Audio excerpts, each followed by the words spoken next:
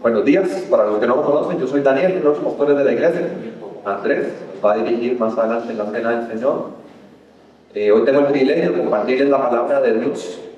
Y preparando esta prédica para hoy, leí un artículo que mencionaba que hace un poco más de 100 años había una empresa que estaba encargada de un tema importante. Era una empresa que se encargaba del tema que tenía que ver con los remaches y las remachadoras para 3 de los barcos más importantes y grandes del mundo: el Titanic, el Olympic y el Britannic. Y se estima que para cada uno de estos barcos se necesitaban 3 millones de remaches para cada uno. Y al ser una demanda normal de remaches, se llegó a un punto a que se dio una escasez con los remaches, y se dio particularmente durante la construcción del Titanic y en la fase de los remaches, que además van en la parte del casco, que es una parte muy importante del barco. Y en medio de las presiones para la construcción, decidieron utilizar materiales de menor calidad. Utilizaron un hierro forjado en vez de utilizar acero. Y lo que ocurrió es que, sin previo aviso, llegó un día en que la calidad de los materiales con que se había construido el Titanic fueron puestos a la máxima prueba cuando chocaron con un iceberg el 15 de abril de 1912. Y los expertos lo que indican, estudiando todo esto de los materiales, es que los materiales defectuosos contribuyeron al naufragio que tuvo el Titanic. Y sabemos que todos los que estaban a bordo sufrieron una gran pérdida, algunos hasta su propia vida. Y uso esta ilustración para iniciar, porque así como al Titanic le llegó su día en que fue puesta a prueba los materiales con los que había sido construido, la calidad de esos materiales, así, hermanos, el texto que tenemos hoy delante, el 1 Corintios 3, lo que nos muestra es: todos estamos avanzando hacia un día, que no sabemos cuál es, en que la calidad de los materiales con que nosotros aportamos a la construcción, a la edificación de la iglesia del Señor, esos materiales van a ser puestos a prueba. Y vamos a recibir recompensa, o vamos a sufrir pérdida de esas recompensas. Así que les pido que la acompañen en sus Biblias, en 1 Corintios capítulo 3. Recordamos que estamos en la sección larga de la carta, en los primeros 4 capítulos, en que Pablo aborda el tema de las divisiones que se están presentando en la iglesia. Como hemos visto, divisiones que se presentaban sobre todo por un tema de orgullo en los corintios, de su asimilación de la filosofía griega, muy común en su cultura. Eran muy orgullosos, jactanciosos, muy individualistas, muy competitivos. Y la semana pasada habíamos visto que Pablo había entrado a corregir la perspectiva equivocada que tenían acerca de la iglesia y los ministros de la iglesia, de cómo eran los líderes de la iglesia. Y vimos que en vez de exaltar a los líderes como estaban haciendo y decir: yo soy de Pablo, yo soy de Apolos, el dicho que va en contra de eso más bien es: propiedad de Dios somos todos los de la iglesia. Y más bien los líderes de la iglesia son servidores, que son instrumentos en unidad colaborativa.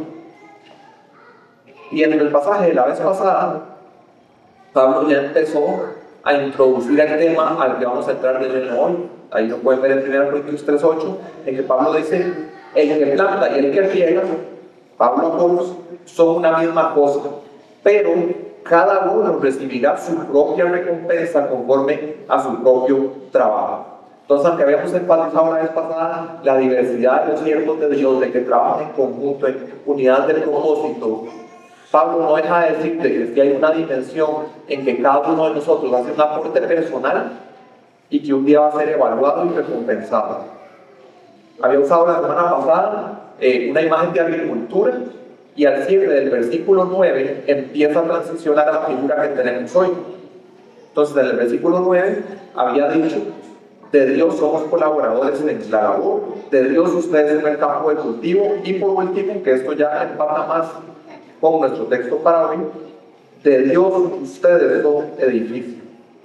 Entonces ahora paso de la imagen de agricultura a la que tenemos hoy, que es la imagen de un edificio en construcción. Vamos a leer entonces 1 Corintios 3, versículos del 10 al 17, y les leo de la Nueva Biblia de las Américas. conforme a la gracia que me fue dada, yo, como sabio arquitecto, puse el fundamento y otro edifica sobre él. Pero cada uno tenga cuidado cómo edifica encima, pues nadie puede poner otro fundamento que el que ya está puesto, el cual es Jesucristo. Ahora bien, si sobre este fundamento alguien edifica con oro, plata, piedras costosas, ahí dice preciosas, costosas, madera, heno, paja, la obra de cada uno se hará evidente, porque el día la dará a conocer, pues con fuego será revelado. El fuego mismo probará la calidad de la obra de cada uno. Si permanece la obra de alguien que ha edificado sobre el fundamento, recibirá recompensa. Si la obra de alguien es consumida por el fuego, sufrirá pérdida. Sin embargo, él será salvo, aunque así como a través del fuego. ¿No saben que ustedes son templo de Dios y que el Espíritu de Dios habita en ustedes? Si alguno destruye el templo de Dios, Dios lo destruirá a él, porque el templo de Dios es santo, y eso es lo que ustedes son. Antes de decirles la verdad central que resume este texto, quiero que veamos un par de cosas para que nos ayude a verlo todo por nosotros mismos en el texto bíblico. Si tuviéramos que responder a la pregunta, ¿cuál es ese edificio? Pablo usa la imagen del edificio en construcción. ¿Cuál es ese edificio? Vemos la respuesta en el versículo 16. Ustedes son templo de Dios. Y al final del versículo 17, el templo de Dios es santo y eso es lo que ustedes son, ¿verdad? Tenemos que en el Nuevo Testamento, ya el templo de Dios, donde Él mora, donde Él habita, es en el interior de cada creyente, y aquí Pablo habla de un templo que es colectivamente la iglesia. Ahí mora el Espíritu del Señor, ya no es el templo como en el Antiguo Testamento, que ya eso fue abolido. Entonces el edificio en construcción es la iglesia de Dios. Lo siguiente que podemos ver es que cada persona, cada creyente tiene una diferente participación en esta construcción, en esta edificación. Y se hacen varias referencias a la frase cada uno. Entonces pueden ver en sus Biblias el versículo 10. Pero cada uno tenga cuidado cómo edifica encima. Versículo 13, 2 veces dice la obra de cada uno. Versículos 14 y 15, cada uno dice la obra de alguien. Entonces hubo uno que llegó a Corinto y puso el fundamento, y que fue el pionero del evangelio en Corinto, que fue Pablo. Y sobre ese fundamento otros edifican, y edifican con materiales o de buena calidad o de mala calidad. Y incluso hay algunos que quieren destruir esa edificación, se menciona al final. Y es conforme a esa participación diferente que tiene cada uno, que al final se va a recibir un pago, una retribución. Al que destruye, Dios lo destruirá a él. Para los que edifican sobre el fundamento, se habla de que el fuego va a probar la calidad del material de la obra de cada uno, y que de acuerdo a esa calidad, incluso material de buena calidad recibe recompensa, incluso de mala calidad sufre pérdida, aunque la persona está viva. Así que si tuviera que resumir en una sola declaración, que es lo que resume este texto, lo haría así: Dios pagará a cada uno conforme a su obra para edificar la iglesia. Dios pagará a cada uno conforme a su obra para edificar la iglesia. Y hermanos, el tema es que toda persona, sea consciente de ello o no, o quiera o no, va a llegar a ese día de rendir cuenta a Dios de su contribución o falta de él, o más bien ir en contra de la edificación de la iglesia y recibir su respectivo pago.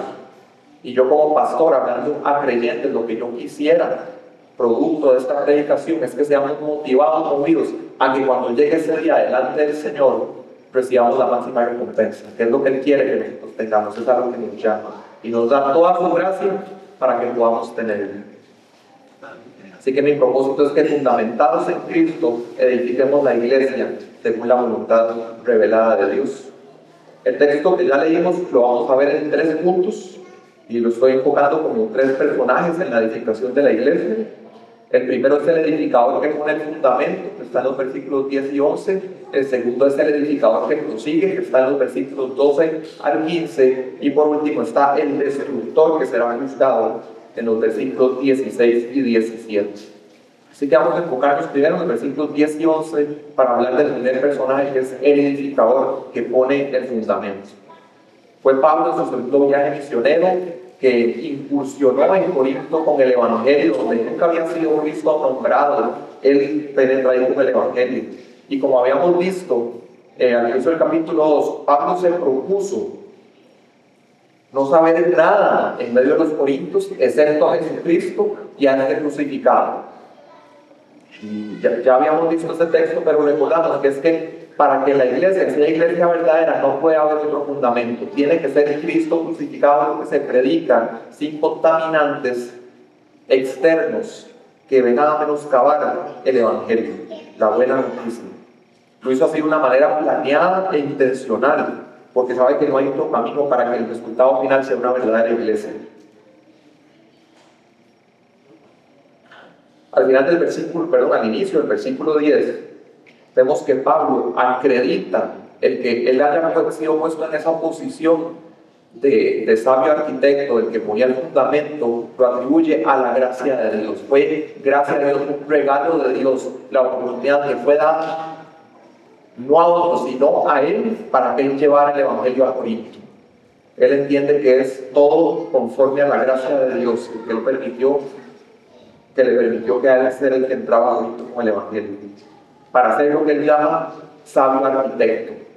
Y tal vez suena raro esa combinación de palabras, pero la palabra sabio está conectada con el tema de sabiduría, que ya Pablo ha venido hablando mucho en lo que hemos visto de la carta, en que hemos visto que el fundamento de la iglesia, del creyente, es sabiduría divina, que como habíamos visto, ¿quién es poder de Dios y sabiduría de Dios? Cristo crucificado es eso. Entonces, el sabio arquitecto que va a hacer la edificación divina, lo hace de acuerdo a cuál es el poder de Dios y la sabiduría de Dios, y es de Cristo crucificado. Ese es el fundamento que Pablo llevó a los corintios en el Evangelio. ¿Qué alternativas hay? Alguien puede llegar a construir algo con fundamentos falsos. ¿Cuáles podrían ser los fundamentos falsos? La tradición, la experiencia, la sabiduría humana, la salvación por obras. Esos son fundamentos falsos con los que alguien podría llegar a establecer algo que le llama iglesia, pero que si no es Cristo crucificado, son este tipo de cosas que están destinadas al fracaso. Con respecto a estos fundamentos falsos y el correcto, vean lo que dice Colosenses 2:8. Miren que nadie los haga cautivos por medio de su filosofía y vanas sutilezas, según la tradición de hombres, conforme a los principios elementales del mundo y no según Cristo. Si algo que entendieron los reformadores fue el restaurar el fundamento de la iglesia, fuera el que tiene que ser, que es Cristo. Solo Cristo. Y podríamos hablar de las 5 zonas de la reforma, pero hay un nuevo entendimiento de solo Cristo, hay un solo entendimiento también de solo Escritura. Solo a partir de la Escritura es que podemos tener el fundamento para que una iglesia sea levantada, no la tradición de hombres, no la experiencia, nada más. Es a eso lo que una iglesia verdadera está sometido, a Cristo y a la palabra que nos dejó. Cuando Pablo habla de fundamento, hay manera de entenderlo como de la iglesia universal o de la iglesia local. Si estuviéramos hablando de iglesia universal, podemos pensar, por ejemplo, en lo que dice en Efesios 2, a partir del 19, donde dice: así pues, ustedes son conciudadanos de los santos y son de la familia de Dios. Están edificados sobre el fundamento, ahí está la palabra, el fundamento de los apóstoles y profetas, siendo Cristo Jesús mismo la piedra angular, en quien todo el edificio, bien ajustado, va creciendo para ser un templo santo en el Señor. En Cristo también ustedes son juntamente edificados para morada de Dios en el Espíritu. Si pensamos en el fundamento en estos términos de iglesia universal, entonces Pablo, siendo un apóstol, podemos decir que fue parte de los que estableció ese fundamento, pero aquí pareciera más que se está refiriendo, y como también habló anteriormente, cuando él llegó a Corinto, es parte de este discurso, pareciera que se está refiriendo más a la iglesia local, el fundamento local puesto en Corinto, tal vez refiriéndose más a un fundamento como lo usa en otro pasaje. Romanos 15:20 dice: de esta manera me esforcé en anunciar el Evangelio, no donde Cristo ya era conocido, para no edificar sobre el fundamento de otro. Es decir, en una ciudad que ya había penetrado el Evangelio, Pablo prefería ir a otro lugar donde Cristo no había sido nombrado, donde no había fundamento para ir a ponerlo. Si en un lugar ya había sido nombrado Cristo, ya había sido predicado, ya el fundamento en esa ciudad, en ese espacio, está puesto y Pablo no va a ir a hacer edificar. Entonces fue Pablo el que hizo la labor pionera en Corinto. Y dice que ya nadie puede poner otro fundamento. La iglesia de Corinto, que en ese momento ya está establecida, una iglesia viva y verdadera, el fundamento que se había puesto queda ahí y no se puede cambiar, es Jesucristo. Y el poner el fundamento, sea en la iglesia universal, hablamos de la época de los apóstoles, o en una iglesia local, que es cuando llega por primera vez el evangelio para plantar esa iglesia, si lo vemos desde un edificio, el cimiento, el fundamento se pone una sola vez y es una etapa que es irrepetible. Pero lo que viene después es la etapa de edificar encima de él. Y es a lo que Pablo empieza a referirse. Y en esta parte de edificar encima de eso, todos los creyentes contribuimos. Pero Pablo nos hace una advertencia y cómo hemos de participar en edificar encima. Pero cada uno tenga cuidado cómo edifica encima, el cómo edifica encima. Entonces Pablo había estado en Corinto 1 año y medio. Cuando él llegó a plantar, él logró permanecer ahí 1 año y medio. Pero llega el momento en que esa etapa, por decirlo así, evangelista de plantación se termina y él entonces tiene que pasar, por decirlo así, la estafeta o el relevo a los que van a seguir a partir de ese momento. Y es un momento en que en algún sentido está como pasando un legado. Está diciéndoles ahora, ya no me toca a mí, ahora les toca a ustedes. Estos son los planos, ya se les ha explicado, ustedes saben cómo son, saben cuál es el fundamento, sigan con materiales que sean conforme al fundamento y mantengan ese legado para que también les puedan preservar bien el edificio y pasarle la estafeta al turno que sigue después de ustedes. Se puede visualizar incluso a un nivel generacional. Algo de lo que leí que me llama la atención y impacta con esto es que la iglesia no es solamente una reunión de creyentes, sino un proyecto de construcción divina que avanza a través de la historia. Hermanos, en la edificación de la iglesia, evangelización, edificación de los santos, estamos en un proyecto más grande en este mundo que pueda haber y que va avanzando a lo largo de la historia hasta que se consume. Es en esta transición que hace Pablo del que pone el fundamento al que edifica encima, que entonces pasamos al segundo de los 3 personajes que tenemos para nuestra prédica de hoy. Y es el edificador que prosigue. Lo tenemos en los versículos del 12 al 15. Y Pablo describe esos edificadores que prosiguen con su decisión o alternativa de utilizar diferentes materiales para edificar encima. Nos habla de 6, pero está viendo que después los materiales los usa con la imagen del fuego, y hay materiales que el fuego consume y otros que no.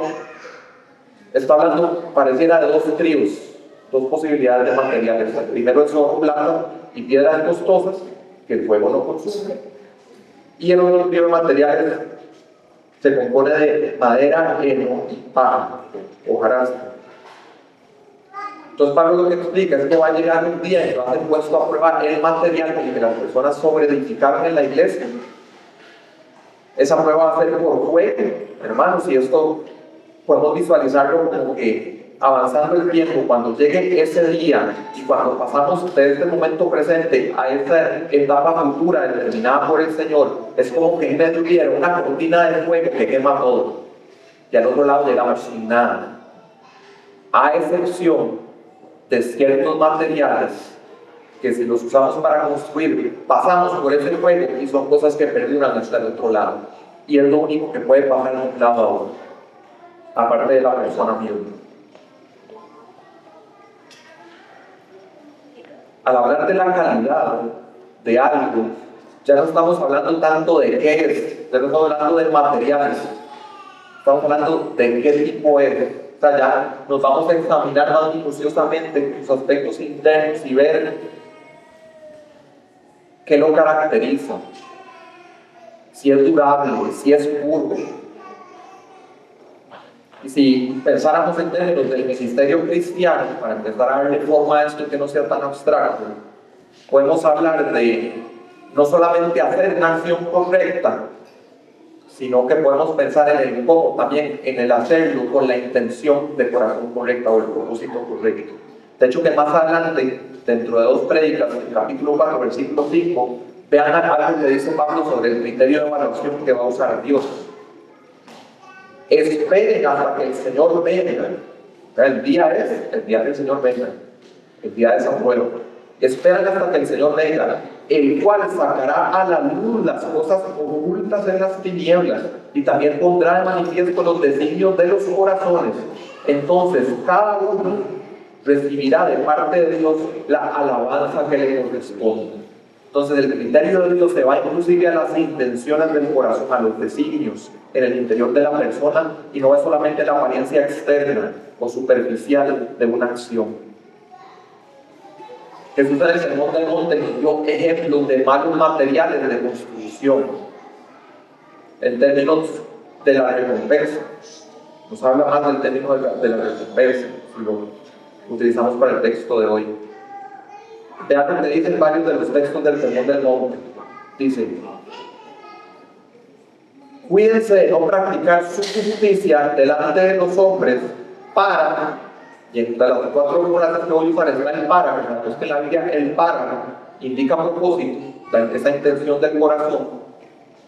Entonces esta primera dice: cuídense de no practicar su justicia delante de los hombres para ser vistos por ellos.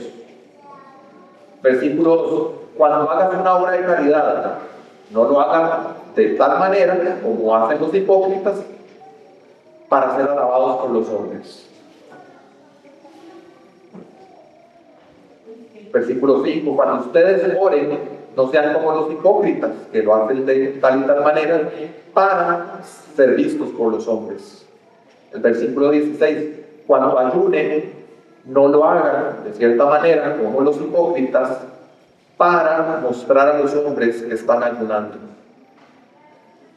Y la primera frase es la general. En las otras 3, lo que dijo, que les leí, es seguido por la frase: en verdad les digo que ya han recibido su recompensa. Es decir, los que hacen de estas cosas, que aunque externamente pueden verse como buenas acciones, y la intención de su corazón es para obtener algo que es meramente aquí en lo terrenal, es para recibir aclamación de los hombres, algo de este mundo, lo que dice Jesús es: eso tiene su recompensa, pero es una recompensa que está totalmente restringido a lo que es temporal, efímero y vano. Entonces ya la recibieron, y cuando se pase la cortina de fuego, no quedó nada para el otro lado. En cambio, cuando dice de qué manera así hacerlo, es un enfoque en agradar a Dios, en entender que Dios es el que nos ve, que queremos agradarle. Y dice, para quienes lo hacen para agradar a Dios: tu Padre que ve en lo secreto te recompensará. Y aquí la intención no es hablar de que algo que se hace en público no tendrá recompensa después, o que algo que se hace en privado sí. No es tanto el público o privado, el tema es la intención del corazón, ese par de las acciones. Si en la iglesia podemos estar llenos de actividades, de ministerios, pero cuando llegue el día de la prueba delante del Señor, el Señor se va a los designios de su corazón a ver por qué fue que usted lo hizo, para quién fue que usted lo hizo, qué fue lo que en el fondo realmente te movió a hacer eso.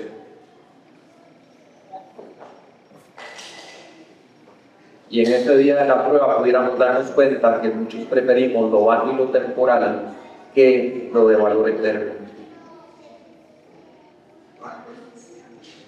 Algo precioso de este pasaje de hoy es que Dios es un Dios que nos quiere recompensar por cada buena acción, por la intención correcta, por pequeña que sea. Dios es galardonador de los suyos. Y es parte de nuestra fe, y es parte de su carácter.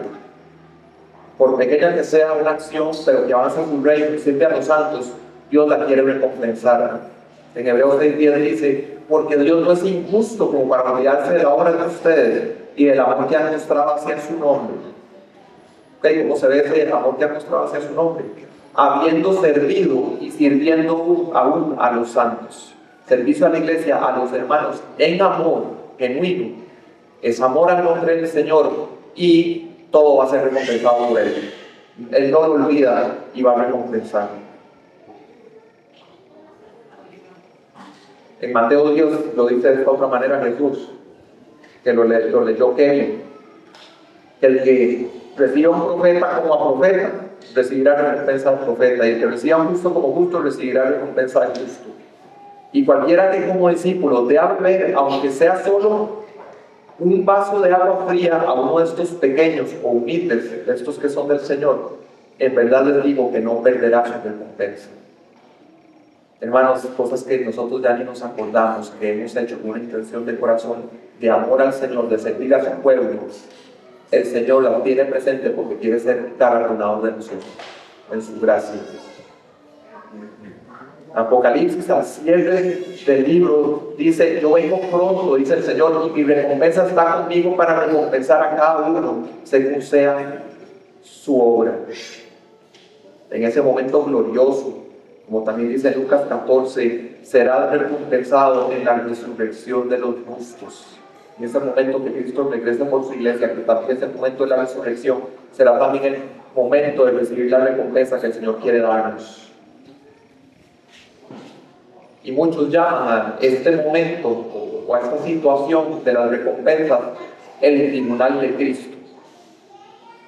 Se le llama así porque en una ciudad como la de Corinto había como dos tipos de este tribunal. Es una sola palabra que es bema, que es como puede ser un peldaño, o ser un peldaño ya se le reconoce como tal, o puede ser una plataforma más alta en que un juez llega a evaluar y a dar un pago conforme a lo que está evaluando. De hecho, Pablo en Corinto estuvo en el tribunal por una acusación que recibió, pero que fue desestimada. Pero él estuvo ahí frente a esa plataforma donde un líder civil evaluó y desestimó eso. Pero cuando estamos hablando de este texto de recompensa, parece que se refiere más a cuando hacían los Juegos Hídricos en Corinto cada 2 años, parecido como a los Juegos Olímpicos.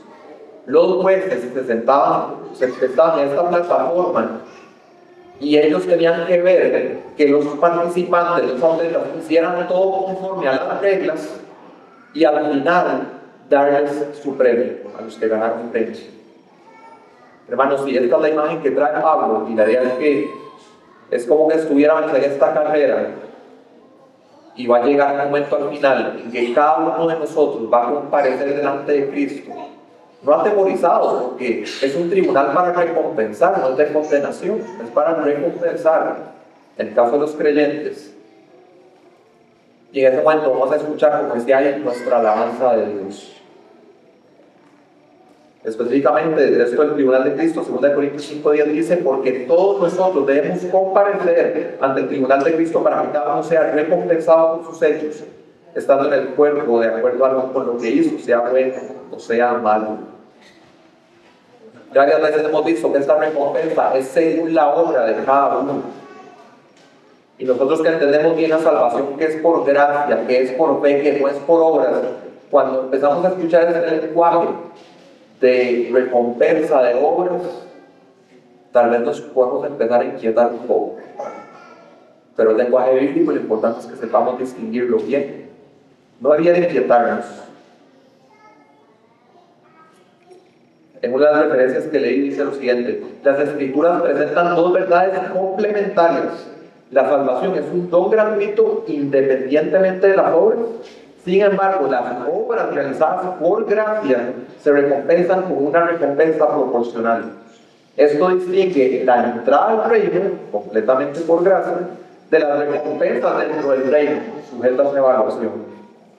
Lejos de socavar la gracia, la doctrina de las recompensas la magnifica, pues Dios se inclina a valorar y recompensar el servicio que Él mismo facilita. ¿Verdad? Esto lo entiendo como un concepto de gracia sobre gracia. Hermanos, porque Pablo reconoce que el que él pudiera ser el que iba a Corinto a plantar iglesia, él dice: es gracia al Señor que yo pueda hacer eso. Hermanos, si entendemos que estamos en un mundo en que todo perece, en lo que sea que nos invirtamos, en algún momento se va a desgastar, va a dejar de ser, como Salomón explica en Eclesiastés, vanidad de vanidades. Nos podemos invertir en un montón de cosas diferentes, pero al final todo se fuma, se evapora, no queda nada. Incluso de las obras más maravillosas y heroicas pasan los cientos de años y ya nadie te va a recordar, o ya no quedó el efecto de lo que hiciste. En un mundo que esa es la realidad, hermanos, qué gracia de Dios es que nos conceda. Vean, ahora que son mis hijos, son parte de la familia, yo quiero que ustedes puedan participar con la misma gracia y poder que yo les doy, de poder invertirse en algo que se iba a perdurar para la eternidad. Cuando hablo de gracia sobre gracia, esa es la primera gracia. Poder invertirnos en algo que no va a ser perecedero, bueno, que va a pasar y no va a quedar nada, que va a ser consumido por fuego, sino poder participar en algo eterno. Y la segunda, la gracia sobre gracia, es que no solo se nos concedió a sus hermanos, es que haciéndolo con algo que ni viene de nosotros, el poder de Dios, la oportunidad de Dios, los dones que nos dio, la ventana de oportunidad, todo, haciendo lo que nos corresponde hacer, lo que deberíamos hacer, nos va a dar recompensa. No solo participar de ya recompensa en sí mismo, sino que encima de eso nos va a recompensar. George Mueller dice: si bien somos salvos por gracia, totalmente por gracia, de modo que en materia de salvación las obras quedan totalmente excluidas, sin embargo, en lo que respecta a las recompensas de la gracia en el mundo venidero, hay una conexión íntima entre la vida del cristiano aquí y el gozo y la gloria en el día de la aparición de Cristo. Hermanos, nunca debiéramos ver el aprovechar la gracia que Dios nos ha dado para invertirnos en buenas obras como algo que se oponga a la concepción bíblica de la gracia. Es gracia también, que ahora siendo salvos participemos de la obra del Señor con lo que Él nos da por gracia. Podemos ver el ejemplo en Pablo mismo. Hermanos, lo que hizo Pablo en términos de la expansión del Evangelio es algo completamente impresionante. Pero quienes hemos entendido el Evangelio no exaltamos a Pablo, como los corintios que algunos estaban exaltándolo.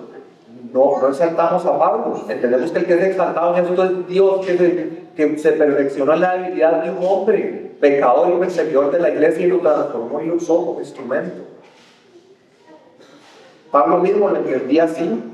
En capítulo 15 de esta misma carta, versículo 9, dice: porque yo soy el más insignificante de los apóstoles, que no soy digno de ser llamado apóstol, pues perseguía a la iglesia de Dios. Pero por la gracia de Dios soy lo que soy, y su gracia para conmigo no resultó vana. Antes bien, he trabajado mucho más que todos ellos, aunque no yo, sino la gracia de Dios en mí. Entonces ahí se ve el trabajo, la obra, como que Dios da para invertirnos de lleno en lo que las recompensas que Dios quiere que alcancemos. Yo cuando leo este texto que tenemos hoy, a mí me parece interesante que en medio de una porción de la carta, en que Pablo lo que está corrigiendo es el orgullo, la ambición personal y la competitividad que hay en el espíritu de los corintios, yo lo menos que hubiera hecho hubiera sido ponerme a hablar en esta sección acerca de recompensas personales. Pero Pablo tenía que hacerlo porque es parte del diseño de Dios. Dios quiere ofrecernos que sepamos que existen y que nos esforcemos por recompensas personales. Y es gracia, no significa que no sea gracia. Y es parte del diseño de Dios, que también conoce nuestros corazones para darnos motivación. Vean lo que dice John Piper. ¿Acaso somos egoístas y no amorosos si nos motiva la recompensa prometida? De ser así, ¿por qué Jesús nos motiva mencionándola? Incluso dándola como base para nuestra acción. Es simplemente erróneo decir que Jesús no quiere que busquemos la recompensa que promete. Él nos manda que la busquemos.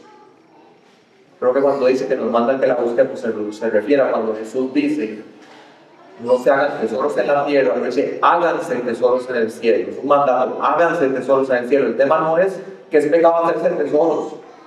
Dios incluso nos manda que nos hagamos tesoros. El tema es de qué lado de la cortina cuando están esos tesoros. Quiere que nos invirtamos por esos tesoros. Más adelante, en el capítulo 9, Pablo dice: ¿no saben que los que corren en el estadio, todos a la verdad corren, pero uno solo se lleva el premio? Corran de tal manera que lo obtengan. Y habla luego de cómo él se disciplina y se ejercita en la piedad para alcanzar al mayor número, que es el contexto del capítulo 9, cuando el Evangelio. Entonces, esta reflexión del apóstol Pablo acerca de recompensas, pero también del poder sufrir pérdida, nos lleva a reflexionar. ¿Cómo hacemos para no perdernos de toda la recompensa que el Señor quiere que obtengamos? Y aquí lo importante, hermanos, es que comprendamos cómo administramos lo que tenemos. Todo lo que perdamos en este mundo por la causa de Cristo no se pierde verdaderamente. Realmente no se está perdiendo. Y más bien, todo lo que ganemos por aparte de Cristo son cosas que cuando pase la cortina de fuego no va a quedar absolutamente nada. Yo lo imagino de esta manera: es como que fuera que el dueño de una casa llegara y le dijera: te dejo esta casa con todo lo que está dentro, está a tu disposición. Lo único es que va a llegar un día en que va a haber un incendio y aquí no va a quedar un solo objeto. Y quedas en libertad de hacer lo que quieras con esta casa y lo que tiene adentro. Y lo que sucede con el que sufre pérdida, escrito en este pasaje, es que vive cómodamente en la casa y disfrutando, y no está mal, es su libertad. Aparte, lo que puede hacer es disfrutar de lo que se le concedió ahí, no está yendo en contra de que se le otorgó. Lo está administrando de esta manera, pero sin aviso llega el día del incendio y apenas logra salir de la casa en medio de las llamas. Y ya llegado ese momento, no le quedó absolutamente nada. Yo creo que nosotros podemos ver esa insensatez y pensar que si nosotros estuviéramos en sus zapatos, nosotros lo que haríamos es invertirnos, incluso con cierto sentido de urgencia, porque no sabemos el día. Voy a hacer el máximo esfuerzo por sacar de esa casa todo antes del día del incendio, y que pase esa frontera para que quede donde todo se va a preservar y no quede para ser destruido. Creo que todos entendemos que eso es lo que tiene sentido. La cuestión es que aquí se nos presenta que esa es la vida cristiana, con lo que el Señor nos ha dado, en circunstancias que lo orquesta, en nuestro carácter que Él ha formado, en los dones, en las relaciones, en los recursos materiales, todo lo que Él nos ha dado para que administremos. Y la pregunta es cómo lo utilizamos. Si en esa imagen estamos haciendo eso de cómo utilizo todo esto que me ha dado el Señor para lo que va a sobrevivir el paso de esa cortina. Lo pensamos principalmente en términos de evangelismo, el rescate de las almas, que eso edifica la iglesia, pero también en la edificación junto con los hermanos que Dios nos ha puesto a nuestro alrededor. A crecer en la piedad. Invertimos todo lo que Dios nos ha dado en eso. Si no lo hacemos, estamos actuando en nuestra libertad, pero sufrimos pérdida. Dios nos quiere con recompensa, nosotros podemos elegir el ganar sin la recompensa. O en los términos que dijo Jesús, que nuestra recompensa sea cara y que se limite a los frutos en este mundo caído y perecedero. Entonces, hermanos, aunque ciertamente todo creyente al otro lado, cuando ya llegue Cristo, todos vamos a disfrutar de la presencia gloriosa del Señor. A la vez, un texto como este nos enseña de que también hay algo llamado recompensas que podemos tenerlo o no tenerlo, y que en algún sentido el uno no está igual que el otro, ambos en la gloria del Señor y disfrutándolo plenamente. Pero hay otro sentido en que hay algo que se puede tener o no tener, y Dios quiere que sí lo tengamos. Que todos, cuando estemos delante del Señor, quisiéramos que esa frase que aparece 3 veces, me parece en Mateo 25, que dice: bien, buen siervo y fiel. Creo que todos queremos escuchar esa frase cuando estemos delante del Señor. Pero el Señor no miente. Si no fuiste fiel, Él no te va a decir siervo fiel. Te va a recibir. Estás en Cristo, te ama, murió por ti, está gozoso. Pero esas palabras no las vas a escuchar. ni tampoco lo siguiente: sobre lo poco has sido fiel, sobre lo mucho te pondré. Entra en el gozo de tu Señor. ¿Qué significa eso? Tal vez no entendemos bien qué significará, de que fuimos fieles en lo poco y allá que es ese mucho que no entendemos. No podemos ser precisos en decir qué es, pero sí se nos explica y se nos pone como una motivación para entender que lo que pasa en este parpadeo de esta vida, con cosas que van a perecer, Dios nos da la oportunidad para utilizarlas de una manera que va a afectar de una manera increíblemente mayor cuando estemos ya al otro lado delante de Él. Y quiere que lo entendamos y nos invirtamos en su reino. Nos quiere motivar.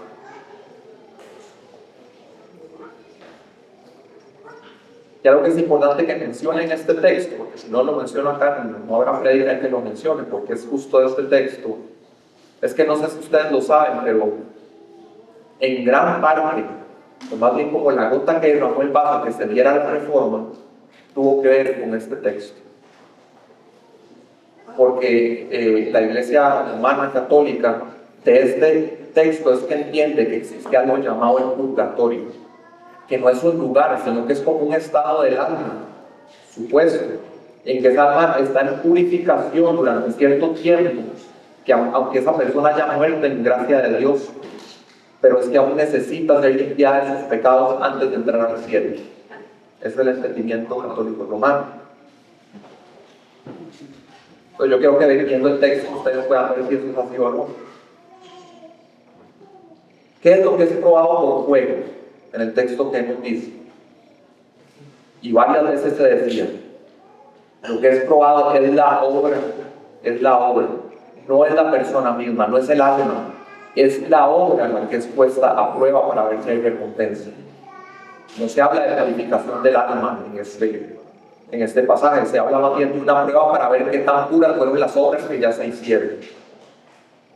Así que discrepamos de la interpretación católica. Los católicos también entienden que las oraciones y las buenas obras de otros pueden ayudar a reducir el tiempo que una persona va a estar en el purgatorio. Algunos hasta decir de que salga más rápido del purgatorio o salga inmediatamente.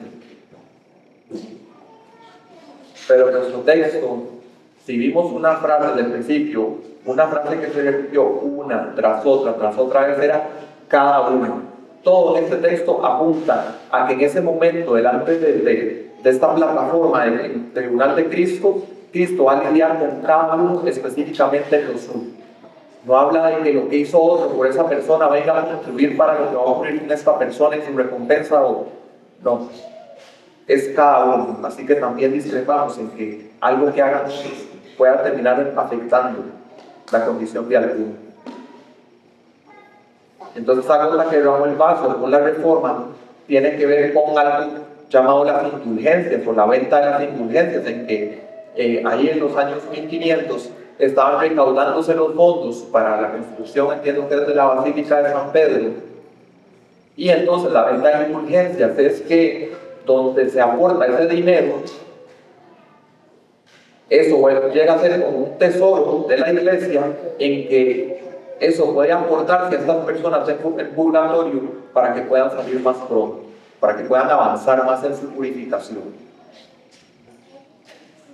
Y a partir de esto es que Martín Lutero clavó en la capilla de Wittenberg las 95 tesis, que a veces pensamos y no estudiamos tanto, que ahí lo que está hablando sobre todo de justificación por fe. Y derivado sí, pero principalmente lo que estaba atacando era el entendimiento de las indulgencias. Y de hecho que quien estaba promocionando la venta de indulgencias en Alemania, incluso casi que lo promocionaba al estilo publicitario, hasta con una canción con rima, como las que hay en los comerciales que escuchamos en la radio, que traducido al español decía algo así: tan pronto como la moneda en el cofre suena, el alma sale del purgatorio sin pena. Y la gente entregando su dinero porque entendía que el estado del alma de las personas dependía o podía mejorar en términos de su contribución de dinero. Hermanos, ante una interpretación como esta, que pone en entredicho la suficiencia de la obra de Cristo crucificado, el único fundamento que puede ser que en algún momento pudo haber estado, pero ante algo como esto, ya Cristo es irreconocible, como crucificado, como el que en la cruz alcanzó nuestra salvación por completo y pagó por todo, y ya no hay que purificar nada. Él purificó. Él, como gran sumo sacerdote, purificó a los suyos, sus almas. Ante una interpretación como esta, que atenta contra el fundamento de la iglesia, vamos a pasar al tercer personaje con respecto a la edificación de la iglesia, que lo tenemos en los versículos 16 y 17, que es el destructor que será juzgado. Pablo, con respecto a este personaje, dice: si alguno destruye el templo de Dios, Dios lo destruirá a él. Y podemos entender que el que destruye la iglesia es alguien externo a la iglesia que ataca, ¿verdad? Y pensamos como el ataque abierto satánico opuesto a Dios, y eso existe. Pero los ataques más exitosos contra la iglesia más bien son por lobos vestidos de oveja infiltrados en la iglesia, que empiezan a ser justos pequeños, graduales, pero que eventualmente llegan hasta el fundamento y empiezan a menoscabarlo. Es un no creyente disfrazado de creyente, tal vez hasta autoengañado. Entonces, esto de destruir el templo se puede definir como alejar a una iglesia del estado de conocimiento y santidad en el que debería permanecer. Esto de que el destructor, el que destruye la iglesia, lo que hace es tomar algo que está en un estado de preservación y quiere como redirigirlo, a encarrilarlo a algo que es de degeneración, de corrupción, y que es una corrupción progresiva que en últimas va a llevar a la destrucción. Eso es lo que Satanás siempre ha querido hacer desde el Edén. A lo que Pablo se refiere también a los Corintios, pero en la segunda carta, en capítulo 11, donde dice: temo que, así como la serpiente con su astucia engañó a Eva, las mentes de ustedes sean corrompidas de la sencillez y pureza de la devoción a Cristo. Porque si alguien viene y predica a otro Jesús, noten el cambio de fundamento, a otro Jesús a quien no hemos predicado, o reciben un espíritu diferente que no han recibido, o aceptan un evangelio distinto que no han aceptado, bien lo toleran.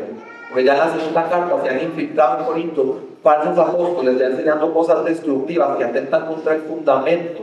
Ya no es solamente orgullosos, jactanciosos, eso permanece, pero ahora también hay oposición al fundamento de Cristo. Y Pablo ahí tiene que exhortarles y decirles: están tolerando eso y es intolerable. Dios mismo, en lo que hemos leído en este texto, Dios no lo tolera. Su iglesia es santa y Él tiene celo con su iglesia santa, y no va a permitir que siga para siempre el que quiere menoscabarla, y Él va a tomar la acción de Cristo. Llega ese momento en que Dios juzgará. Lo leemos en Apocalipsis al final, en el sistema falso religioso que se le llama Babilonia, asociado a todas las religiones falsas que ha habido en la historia. En Apocalipsis 19:2 dice: pues ha juzgado a la gran ramera que corrompía la tierra con su inmoralidad. Hermanos, las caídas de las iglesias, las caídas de las denominaciones, muchas veces son situaciones que no ocurren en una sola generación. Muchas veces el trabajo del enemigo de socavar el fundamento es un trabajo de poco a poco, de hacer ajustes pequeños, pero que al cabo del tiempo, al cabo del tiempo, con esa erosión, hace que ya Cristo no sea reconocible ahí. Es un proceso gradual en el que podríamos vivir como ocurrió con Sansón, que creía que el Espíritu del Señor estaba con él para que él pudiera reaccionar ante el ataque enemigo y levantarse con fuerza, para que un día llegaran y estuvieran sobre él los filisteos, solo para darse cuenta que el Espíritu de Dios le estaba con él. O como una iglesia como la de Apocalipsis, que pueden creer que su candelabro está encendido, pero un día darse cuenta que por haberse apartado del fundamento de Cristo, los que eran salvos siguen siendo salvos, pero ya esa iglesia local como tal le ha sido quitado el candelabro. Y muchas veces esos ajustes pequeños que hacen teólogos infiltrados en las iglesias, a su propia generación, al ojo humano, que no es el ojo del fuego del juicio del Señor, que logra ver las cosas por lo que son, muchas veces a nivel humano más bien se ven como que es lo más brillante. y lo mejor y lo más novedoso y lo más exitoso en la edificación de la iglesia, cuando en realidad cuando llega el día del juicio era una construcción de una mansión de paja que en un segundo no va a quedar nada. Y aquí es donde tenemos que, retomando lo del inicio, cuando Pablo plantó y pasa la estafeta a los que siguen y seguimos los demás sobreedificando y pasan las generaciones, y es este proyecto divino de construcción a lo largo de la historia, es donde debemos pensar qué estamos pasándole a la siguiente generación.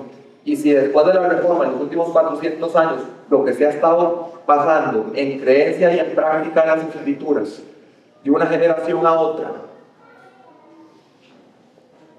si lo que ya nosotros estamos recibiendo y lo que entregamos es diferente, como dijo Pablo en la advertencia desde el puro principio del primer punto, tengan mucho cuidado, porque estás cambiando.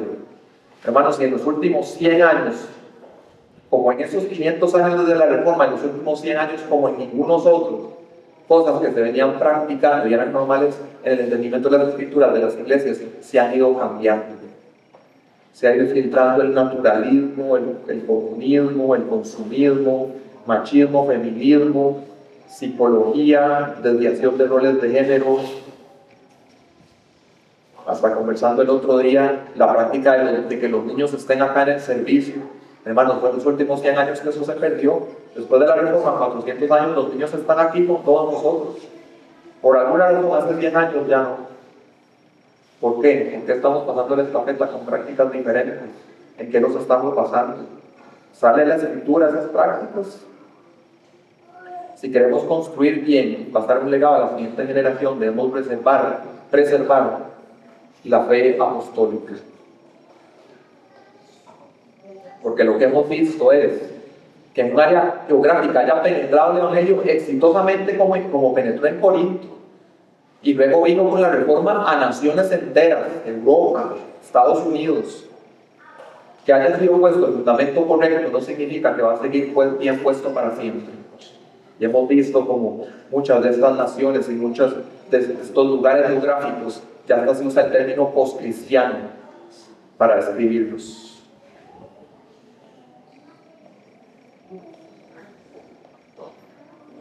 Fue cuando se llegó a ese punto que se ocupó la reforma.